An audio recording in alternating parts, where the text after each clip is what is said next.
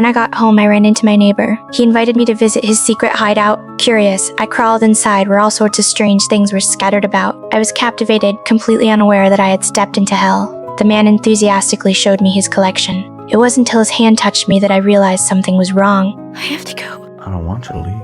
His gaze was menacing. I finally realized he was no good. I stood up and tried to run away, but he grabbed me by the arm. I shoved him aside with my arm, then burst through the door and ran out into the street. I ran for my life. I ran back to the familiar streets, but they were completely deserted. Suddenly, I saw my dad. Dad? But Dad didn't pay any attention to me.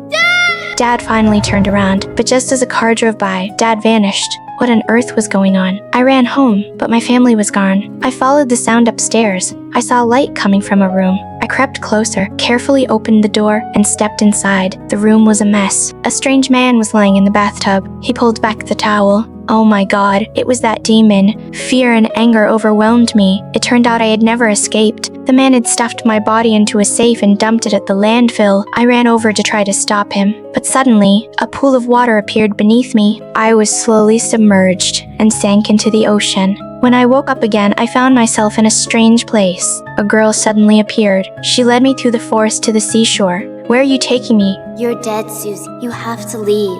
No, I'm going home. I'm going to identify the killer. I ran as fast as I could. Suddenly, a huge glass bottle floated ashore. This was my favorite game with Dad. Before I died, Dad had made many models for me. At that moment, my heartbroken dad was smashing all his creations. The glass bottles in the sea also crashed against the reefs and shattered one after another. I called out to Dad anxiously. Dad seemed to hear my call and stopped. He lit a candle. My life was reignited as well. Dad, can you see me? I've been right by your side all along. Dad pulled himself together and swore to find the killer for me. In the photos he'd taken while I was still alive, he spotted that neighbor. He arrived at the neighbor's doorstep and found the man building something. Dad saw at a glance that it was a trap. Just then, Dad spotted the roses from the photo. He plucked a withered flower. I blew gently on it and the flower bloomed once more. Dad, he's the killer. The man realized something was wrong. He urged Dad to leave, then headed toward the room. Dad immediately followed him, but he was a step too late. He pounded frantically on the door, but the man held it shut with all his might.